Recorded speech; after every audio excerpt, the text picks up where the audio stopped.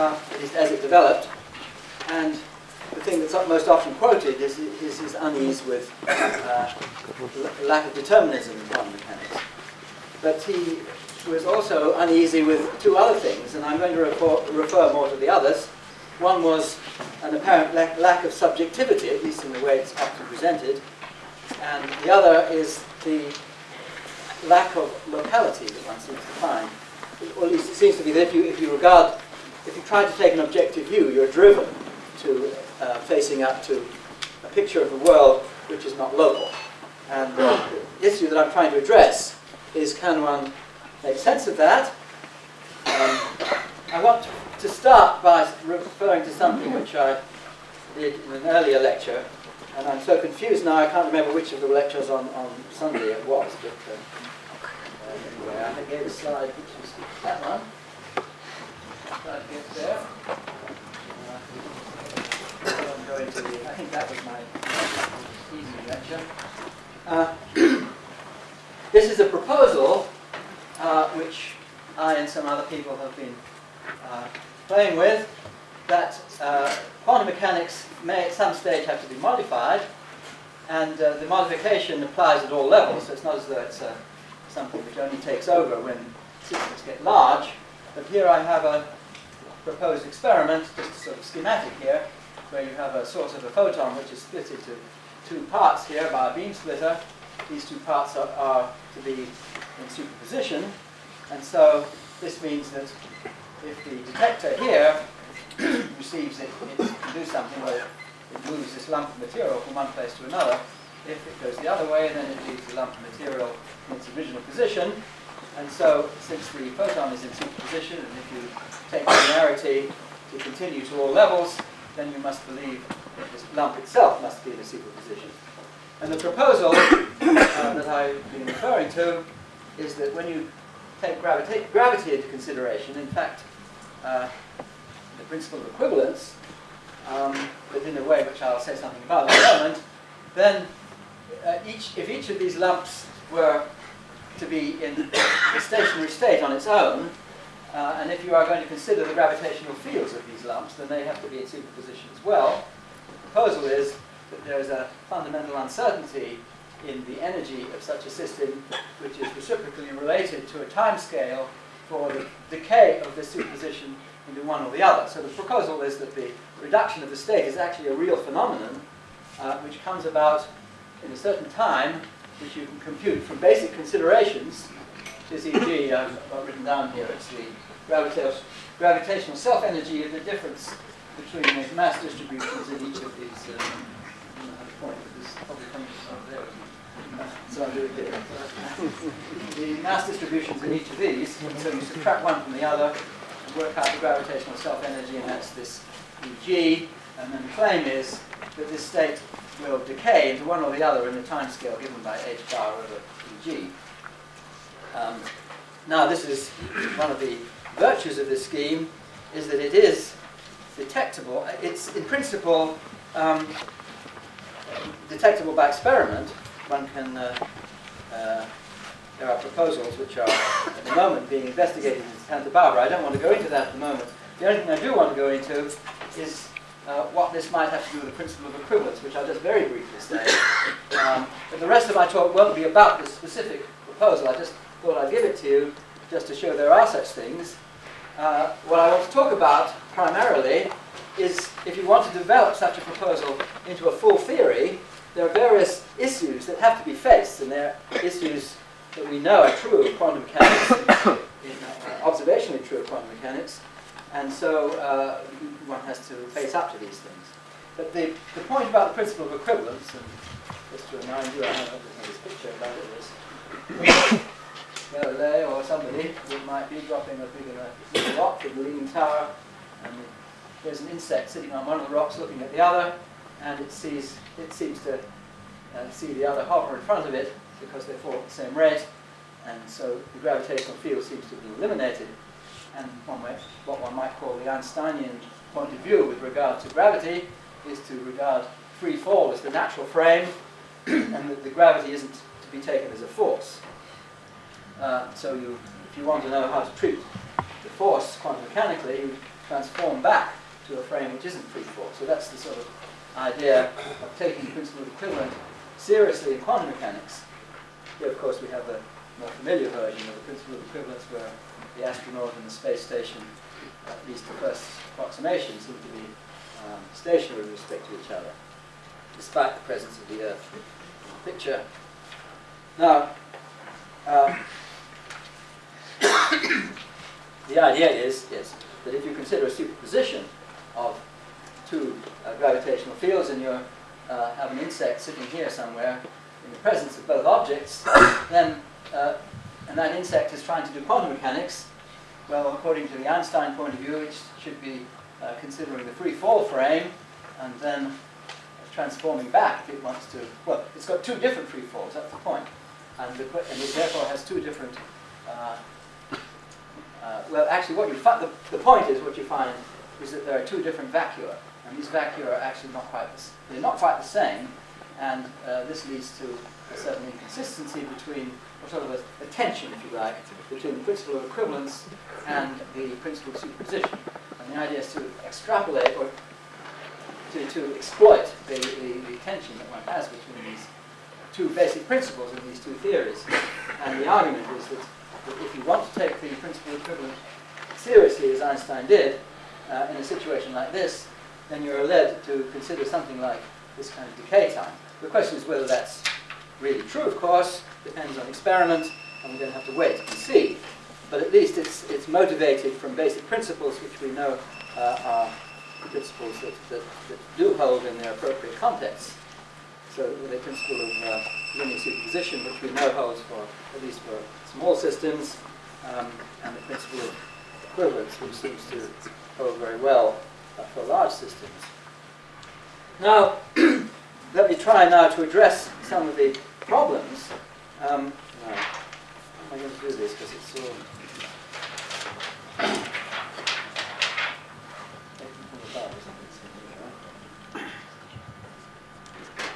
Yeah. So I want to consider the issue of non-locality. Let's suppose that one has a realistic theory. By realistic theory, I mean that the ingredients of your proposal are actually taken to be seriously part of a real universe. So if you have something like ordinary quantum mechanics with a state vector which is evolving unitarily, then you say that thing is real in some sense. And if you take that view, you are led very immediately to some sort of non-locality. Well, the first place you see this, very basic and elementary, I think it's one of the things that worried Einstein. Here we have a source of a particle. The particle is emitted here, and it has a wave function which is now spread out over a large region. And here we have a screen to detect the particle. And the thing is that if you detect the particle here, that forbids the detection of that particle anywhere else. This is just a single particle. It's not EPR effects or anything, just one particle. But somehow the detection over here forbids. You see, you might think if it was local, whatever is going on over here might equally well have gone on over here. Of course, they're probability related, but you can't make sense of in that local form because the detection here influences the probability of finding it here. It says you can't find it here. And that's some kind of non-local influence. And you might imagine that if you're in your realistic theory, there has to be some kind of signal sent from here to here, and then you worry about whether that signal violates causality. So this is a serious issue which must be faced in any such theory. Now, the thing that people are more familiar with are these EPR effects. Of course, Einstein started this all off. Here we have a space-time diagram. I'm going up the picture here. Here we have a source of an EPR pair, and these are going off. They could be photons. So here they're going off along the light cones in two different directions, and measurements can be performed here and here. And the thing is that in these EPR situations, like the experiment performed by Aspect in Paris and other more recent experiments where I gather now the distance between these two events is known. You can do experiments like this up to, I think it was 26 kilometers, is what somebody was telling me. 23. Yeah, it's a long distance. So it's telling you quantum effects certainly stretch over enormous distances. You can't say that quantum mechanics is only something to do with small things in the sense of small distances. Because the proposal that I was putting to you a moment ago was nothing so much to do with distances, it has to do with masses and energies. So one is thinking about mass displacements. And here one's looking at photons, perhaps, and these photons have very little mass energy, and so the effect is very tiny on this proposal, and the deviations from standard quantum mechanics would be totally unobservable in this situation. Anyway, one has here these two photons going in opposite directions, a measurement performed over here, and these two photons are entangled, so this tells you something about measurements which you might do over here. The result of this measurement tells you something about measurements which might be performed on the other side. Now the problem, as many people have pointed out from time to time, is that if you view this whole situation with respect to some observer who is moving, say, in the direction of this detector, that's observer A, then the surfaces of simultaneity go like this, and so the reduction of the state, which is supposed to take place over here, for the frame for the observer A, the simultaneous reduction have to take place over here. So this state is entangled with this, and if this one reduces, that causes the reduction over here too. So one has reduction taking place here and here. With respect to B, on the other hand, moving in the other direction, then it's this measurement over here which affects the reduction, and this therefore causes the entangled photon over here to be reduced at this event in space-time. So one has a complete discrepancy between these two pictures of what's going on in the world if you want to adopt this realistic view of the wave function. Now, this is, you might say, worrying enough, but perhaps even more worrying is the situation that occurs with principal quantum teleportation. And again, these are things which are experiments have been done to confirm the expectations of standard quantum mechanics. Now here we have an EPR situation, a pair of spin-half particles. I should explain what Alice and Bob are trying to do in this thing. They're always called Alice and Bob. I suppose it's because they begin with A and B, but that's one male and one female, so it's all politically correct. The idea is that Alice is going to send to Bob the quantum state. And let's make the quantum state the spin of a spin-half particle. That's just an easy thing to talk about. It's not actually what experiments have been done, but let's say that for the purposes of discussion.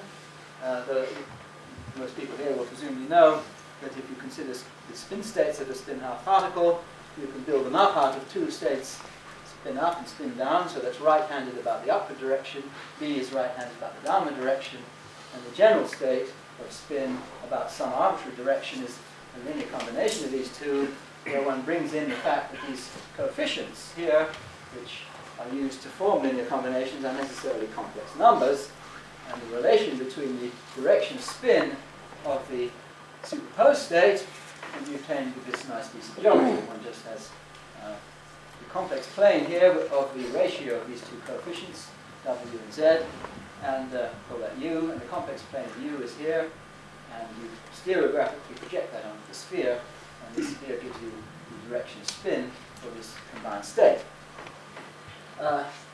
Now, the key point I want to say here is that the amount of information in the mathematical sense in determining the state, we're only looking at the state up to proportionality, so it's really this direction that we're interested in. The amount of information there is an infinite number of bits, because you're fixing a point on the sphere. But the quantum state itself, if you have a realistic theory which knows this state in some sense, involves an infinite number of bits. Of course, quantum mechanically, you can only, in doing a measurement, extract one bit of information. You can choose your direction to measure it, and it says yes or no. So in any ordinary experiment, you can only get yes or no out of it, the spin half. But in the sense of what the state itself knows, for a realistic theory, that state has to be specified by an infinite number of bits. Okay, well, bearing that in mind, in this quantum teleportation experiment. Here's a friend of Alice who has a spin half particle in a box, and this has a certain spin state. And that friend may know what the state is, but the point is, Alice is then given this spin state, and she proposes to send to Bob in the classical way. I mean, if Alice wanted to send this state to Bob, she could just put it in the box and send it to Bob. But let's suppose that that's not allowed here, that Alice is supposed to send a classical signal to Bob. And what you find is that all Alice needs to do is to send 2 bits of information to Bob, and Bob then can reconstruct this state that Alice was given. Now, see, Alice can't measure that state because Alice would then have to choose some direction, and all she would get is yes or no. That's not much use, that's only 1 bit of information. But Alice is proposing to send the entire state, all the bits of information. Now, to do this, these 2 people need to have prepared, they need to have an EPR pair. So Alice has a suitcase, and Bob has a suitcase, and in this suitcase, well, you suppose this suitcase is very well isolated from the outside world. In each suitcase is 1 spin half particle of an EPR pair. So these start off with a state of spin 0, and these are then entangled in this way, and Bob then has the suitcase sealed up all this time, and Alice has her suitcase sealed up until she receives this particle from the friend, and then what she does is to perform a measurement which has the following eigenstates that I've written up. So don't worry about the details of it. She performs a measurement on the pair of particles. And there are 4 possible outcomes of that measurement. And these 4 possible outcomes can be labeled 1, 2, 3, 4. Alice then sends one of these numbers, 1, 2, 3, 4, to Bob. If Bob receives 1, he rotates his suitcase by 180 degrees about the x-axis. If he receives 2, he rotates it by 180 degrees about the y-axis. If he receives 3, he rotates it by 180 degrees about the z-axis. If he receives 4, he doesn't do anything. And the magic about it is that having done that, in Bob's suitcase is now the same state as Alice's. And you might say, well, oh, Bob, you know, how do you measure to find this out? Because you can only do yes-no measurements.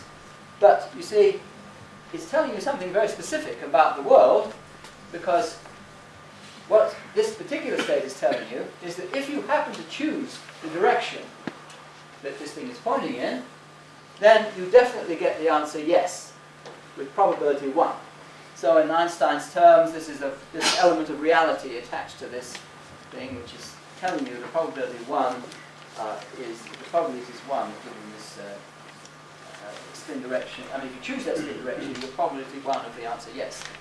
And then this has now been conveyed over to Bob, so that in Bob's suitcase is now a state which has that same property. That if later on, at some point, this friend said, well, as a matter of fact, my state was this, then Bob can check up and say, goodness me, you're right. So it does seem as though this information has been transferred from Alice to Bob. Now, this is all very well. It's a very nice piece of analysis in standard quantum mechanics. It works. It really seems to be true. And it's fine. There's nothing wrong with that.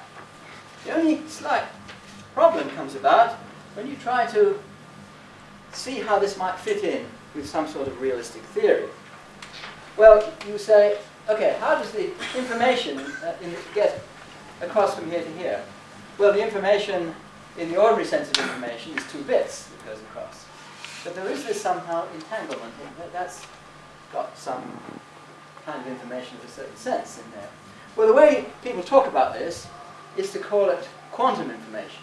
And somehow there's this quantum information which relates these 2 entangled states. These are 2 parts of the entangled state. I prefer not to call it quantum information, just because that term has information in it. And I think information is fine.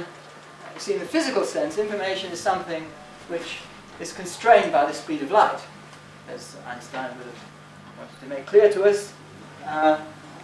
according to relativity, you shouldn't be able to send information faster than the speed of light. Whereas, what's going on here? Well, you see, somehow there are infinity bits down here, and that infinity bits has got conveyed up to here. And how could it have got conveyed up to here through this channel, which only contains 2 bits? But there is a channel which connects these 2 things, and I've drawn it here. It's that red line. That's fine. I mean, it's perfectly connected in the sense of locality even. The problem with this red line is it has a stretch which extends back into the past here. And this could be very long. It could be years and years, you see. So somehow this quantum information has gone stretch into the future, a stretch into the past, and then a stretch back into the future here. And the bits in this mathematical sense of determining what that state is, and if you have an objective theory which is supposed to describe these things, it looks as though you've got to contain all that. That has gone into the future, into the past, and back into the future again. Well, you see, if that's information, that's bad news, and Einstein would not be happy with that at all, because it's grossly violating ordinary causality. So I'm supposing we should call this something else, and I'm calling it quanglement. So I think quanglement is a better term, because it doesn't have information in it. It also sounds a bit like entanglement, and it sounds a bit like quantum mechanics. And that, after all, what's going on here. So let's call it quanglement. In quanglement, you see, it's allowed to go backwards in time. Nobody said quanglement couldn't go backwards in time because they didn't know what quanglement was. So I can say that, that's fine. It's not information in the sense that you can send signals to quanglement. However, it does influence information. It's all tied up with information and so on. But it isn't in itself information. You can look at quantum computers from the point of view of quanglement. You can do all sorts of things. But you have to bear in mind it's different from the ordinary notion of information, and it's not constrained in the same way that information is. It's not constrained to be causal in the sense of Einstein. So it seems to me that a theory of quanglement is what we need to have. Now what I want to say next is that there's a scheme which I played around with years and years ago. I've forgotten how long ago it was. I think it was when I was a research fellow, called spin networks. Now spin networks, I have to do this right now. Spin networks have actually been taken up by the people who work in loop quantum variable theory. They're not actually quite the same as the spin networks that I'm going to be talking about here, and the philosophy is very different. But we certainly have found a role in one of the particular approaches to quantum gravity. But I'm not going to refer to that at all. It's something quite different I'm saying here, which is the original reasons that I was looking at spin network theory. They had to do with trying to build up space-time from combinatorial ingredients, or counting ingredients. Can you build up an idea of space from quantum mechanical notions? It doesn't actually change anything from standard quantum mechanics. In standard quantum mechanics, it looked in a strange way. Now the idea is that you concentrate in spin network theory on the total spin of a system. The idea, if you want to do something combinatorial, then you look at things which are just numbers, and here I mean a number, I mean a natural number, 0, 1, 2, 3, 4, etc. And it's not something, you see, the spin in some direction is not the kind of thing one wants to talk about, because you've got to know direction there ahead of time. The idea is you're trying to build up the ideas of direction from something more primitive. So all you're allowed to know is this non-directional quantity, which is the total spin of some system. It could be a particle, it could be some small isolated system or something or other. So if that total spin is, well, a half h bar n, so I'm allowing half integral spins by just multiplying the numbers by 2, that's all that is. So 1 means a spin half particle would have a 1, it's a spin number. And then you consider processes in which one thing splits up into 2, or 2 join together, or whatever you like. And let's say a transition of this kind can occur, and you find it can occur provided the sum of these numbers, Lm and n, is even, and that none of these numbers is greater than the sum of the other two. So it's a sort of triangle inequality. So provided you have these two rules, you can construct a spin network by just fitting these little degree 3 vertices together. And here I have an example of one, and if I haven't made a mistake, the numbers on these things will satisfy these two rules.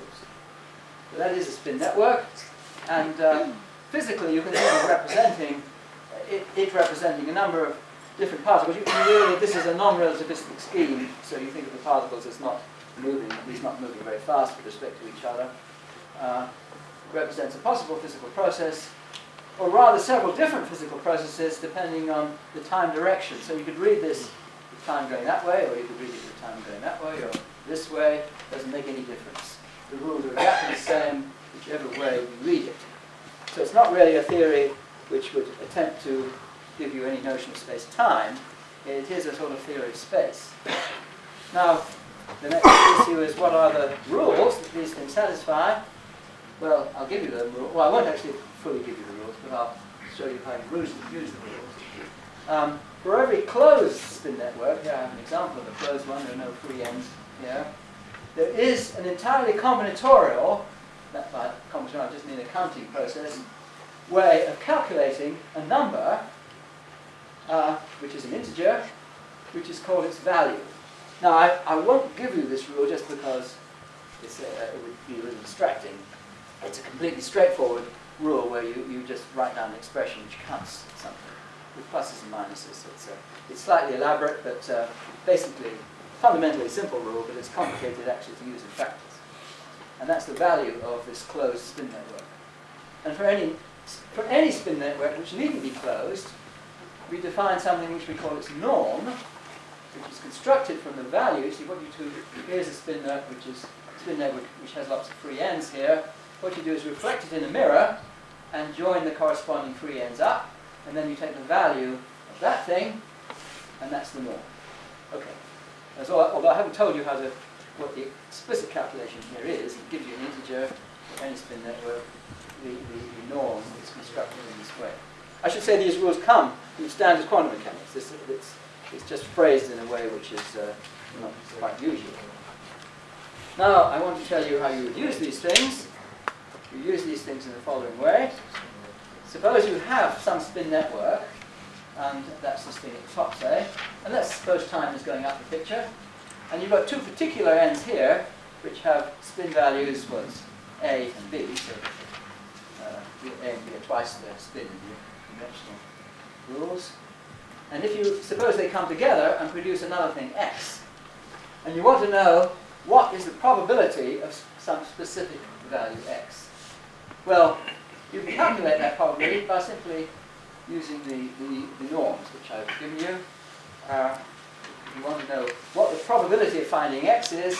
You take norm n. Well, n is when they do come together and produce X, times the norm of X itself, this is a single line, divided by the norm of m, that was your original one, times the norm of this little three-pronged thing like that. So it's a simple rule in principle, although it's complicated actually to work out these norms. And that is the probability, according to standard quantum mechanics. Now, I'm not going to explain this part of it either, but there is a thing called the geometry theorem, which enables us to reconstruct Euclidean free space as a limit of sort of spin directions when the spin values get very large. So, once you've got these combinatorial rules, you can in some sense reconstruct the space. You see, I've just given you the rules for these numbers, and these are just numbers. They don't tell you any direction, they're just telling you the total spin. But you can kind of reconstruct the notion of directions and so on and so forth, and it's an entirely combinatorial way of getting at what you might call quantum Euclidean free space. Okay, well that's just what the spin networks were doing, and there's nothing about gravity in this picture.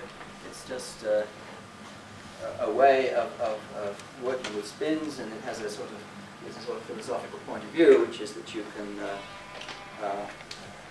reconstruct this space out of this purely combinatorial notion of counting with spin networks and so on. Anyway, what's this got to do with quanglement? Well, you see, it really is a theory of quanglement. Now, suppose you have Einstein-Podolsky-Rosen situation, so spin 0 and then 2 spin halves coming out like that. Now what you could do here, you haven't got any directions to measure your spins in, so I have to do it a little bit differently by doing this twice. And then I compare these two ends with each other, and the two possibilities are that these are parallel or anti-parallel. In fact, probabilities are 3 to 1 that they're anti-parallel, well, it's 3 to 1 that they're parallel against 1 that they're anti-parallel. And so you get that probability out of the rules I just gave you. So if it's a 2, that's the parallel case. If it's a 0, that's the anti-parallel case. And what I want to say is that the answer you get out on this side is correlated with the answer you get out on the other side. And that's exactly what you get with EPR systems. So if you get a 2 here, you have to get 2 there. If you find this 2, then you know that the probability is 1 of 2 here and 0 of it not being 2. If you get a 0 here, then it has to be 0 on the other side. It's exactly an example of quanglement. And you can try and follow where the information has gone around these routes, and it goes zigzagging backwards and forwards in time. And that's exactly what quanglement should do. I should ask the chairman, where have I got to with regard to time? Sorry? I've gone forever, shall I? Where have I got to with regard to time? 5 minutes, okay. Well, sure, I'm saying 5 minutes. So this is the pictures that we've had already about space-time. There's Minkowski's famous picture, and there's what Einstein did to it. I'm not going to talk about that here, just the Minkowski version. Now, what I'm going to try and do is describe what I regard as the non-relativistic, well, put it like this. Spin network theory is not relativistic. It's a theory of quantized space, in a sense, not space-time. The desire to make it so, that is to say a theory of space-time, leads us to twistor theory. Now, certainly in 5 minutes I don't have time to explain twistor theory, but I do want to explain a bit about it. And say, well, I think in a certain sense it is a theory of quanglement. It's certainly a non-local theory. And the basic idea of twistor theory, let's see, the first approximation of twistor theory. Think of Minkowski's famous space-time. Here we have Minkowski space. And we have now light rays in that space. And I'm going to say that light ray is represented by a single point in a new space. How do you reconstruct the space-time? Well, you see, you look at all the light rays through a single point, and that gives you a family over here, which is a sphere. Now, one of the important points about twistor theory is it's a complex theory. It depends on the sense of complex numbers, not just complicated. Which it is, of course, too, but it's a theory of complex numbers. And through this, achieve some kind of link with the formalism of quantum mechanics. Now, it shows up here in that sphere, you see, that describes the point. That's the space of light rays through a point. That's the celestial sphere, it's the sky, if you like. And what you find is that in relativity, this sky, the maps from one, we heard about aberration earlier. The aberration in relativity theory is something which maps circles to circles, preserves the conformal structure of the sphere, and can be naturally regarded as a complex one-dimensional manifold. Well, this is just going back to our, also to the Riemann sphere, which I described before, which relates these spheres to complex numbers. But let me not say too much about that motivation. This is part of the big motivation behind twistor theory, is you want to try and make all this structure coded in some complex space. Well, to be a little bit more precise about that, this is basically the same picture I've just had, except I've got a little corkscrew around the light ray, because this is really something which has got analyticity to it. These are the mathematical transformations, let's not worry about it too much. But what you really find is that the space that I've just been talking about describing light rays is a part of a larger space which describes photons which have helicity to it. So photons they can spin about their direction of motion, right-handed or left-handed, and they certainly have an energy in addition. And if you want to incorporate all that information, you're led to this space here, which is projective twistor space, which is entirely complex. Okay, that's about all I want to say about twistor space. but I do still want to say something about the description of physical fields. And let's concentrate on Maxwell theory.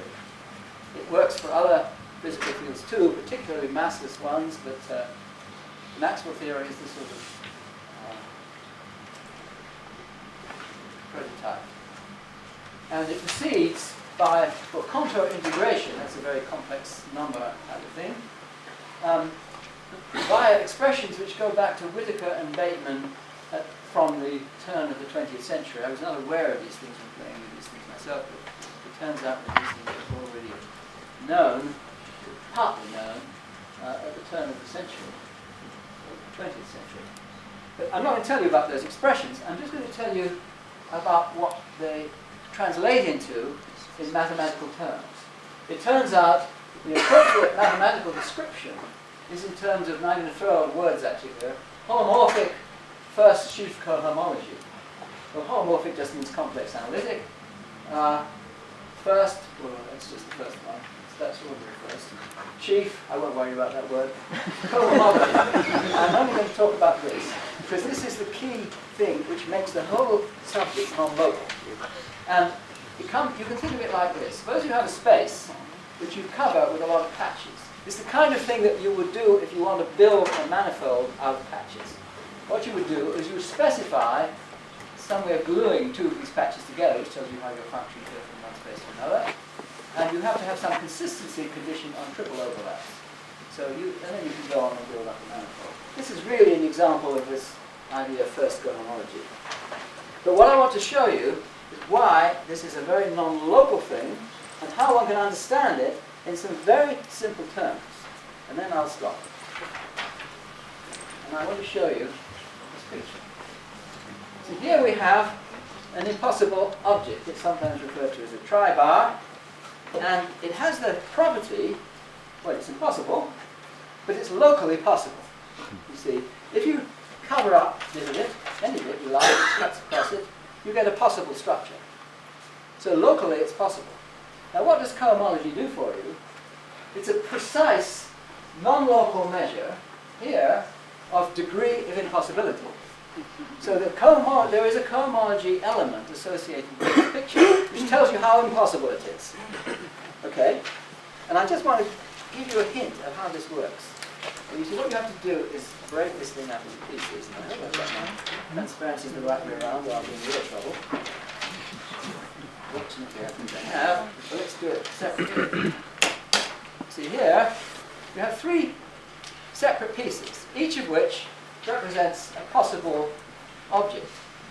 And then you have rules. Okay, how do you paste this one to this one? And then you have another rule which tells you how you paste that one to that one. And then another rule which tells you how you paste that one to that one. Now there's a consistency condition which tells you that these rules give you a possible object. And the measure of the inconsistency is the cohomology element. So what you do is you say, you do it in a way which is inconsistent, so there's a non-trivial cohomology element, and that has produced the impossible object there. Now, this is in fact exactly the idea that comes about in the Twister description of physical fields. The only thing which is more complicated about the Twister description of physical fields, and which is particularly simple here, is that you only need a single number to tell you, roughly speaking, how far away one is relative to the other one. So you need a number here, a number here, and a number here. You have to replace that by a function over here. And in twistor theory, it has to be a complex analytic function, a holomorphic function. But it's the same idea. And what you then find is this way of, this measure of sort of inconsistency, which is non-local. It's non-local in the sense that it vanishes in any small region. If you look only in the small region, it completely disappears. Whereas if you look at it as a whole, all the information about physical fields and so on is contained in this non-local structure. So this is telling you that twistor theory, whatever it does for you physically, is certainly something where physical notions, which one's familiar with in physics, turn out to be non-local. Now you might think it's the wrong way around, you see, because it's saying things which are perfectly local in space-time and non-local in twistor theory. But on the other hand, it's telling you that that's where you led. And that the theory which encompasses quantum phenomena, as twistor theory certainly does, then it has these, in some sense, non-locality is all part of the whole structure. You see non-locality even when you want to describe local things, and so when you want to describe non-local things, it's no particular jump. But I think I'll just leave you with that. I have no idea to what extent twistor theory will really lead to the kind of non-local geometry that I think one needs if one wants to have a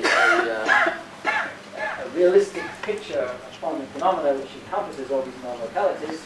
It seems to me at least there's a chance that this kind of proposal will give you a sensible geometry of a non-local physical kind. Thank you very much.